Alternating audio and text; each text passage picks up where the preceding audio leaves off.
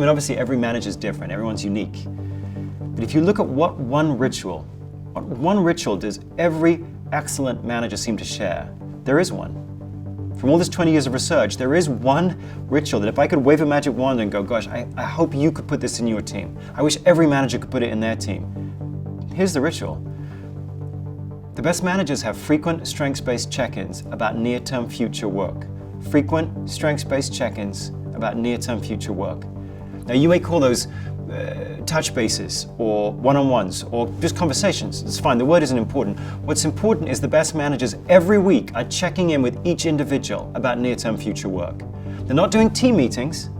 I mean, they are doing team meetings, but every manager, good, bad, and ugly, they do team meetings. The best managers do it one-on-one. Frequently, once a week, they're checking in. Not heavy, these aren't heavy, laborious, preparation-filled conversations where I have to coach you about your personality and your style. No, these are about what the work is that you're about to do. What do you think is important? In fact, the two questions they ask in these check-ins are simply, what are your priorities this week? How can I help? What are your priorities? How can I help? This isn't a to-do list. I don't need a to-do list that I'm checking up on you on. I just want to know, what do you think is important this week and how can I help? Certain things are going to be more important than others. What do you think they are? How can I help? Because as a manager, I know that the goals we set at the beginning of the year are irrelevant by the third week of the year. So every week I've got to check in with you to make sure that we are tweaking and adjusting and course correcting. I see the year as a manager not as one long marathon, it's 52 little sprints, isn't it? 52 little sprints. And as a manager, I better make sure that this particular sprint, you're focused on the stuff that we all together think is the right stuff to focus on. So I might offer a tweak or an adjustment or a course correction or a bit of coaching here. Light touch. What are you working on? How can I help?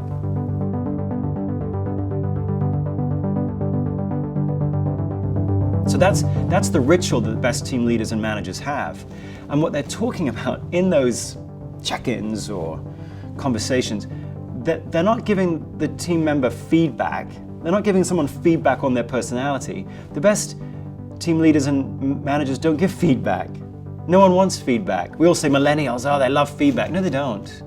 No one likes feedback.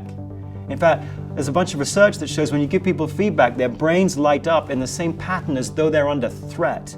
We make sense of feedback as flight or fight. Our hackles go, even when you deliver it, if you're a manager who delivers it with great love and caring, our hackles go up. We don't want feedback. No one does. Don't give it as a manager. People want attention. They want attention. And in particular, they want coaching attention.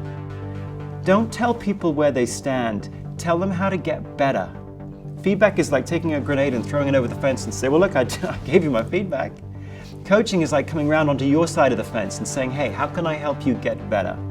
So if you wanted to know one ritual that the best team leaders have to help people get better, to create one of those high-performing teams at the top, they're sitting down with everybody once a week and just going, what are your priorities? How can I help? These are frequent, strengths-based conversations about near-term work. Now, you may say, look, I don't have time for that. I'm really busy. I'm too busy bleeding. Okay, then stop everything else that you're doing and just do that.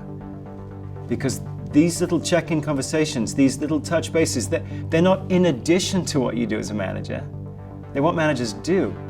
So if for whatever reason you don't have time to do that because you have too many people, or because you don't really want to check in with people, that's fine. That's absolutely fine. Don't manage.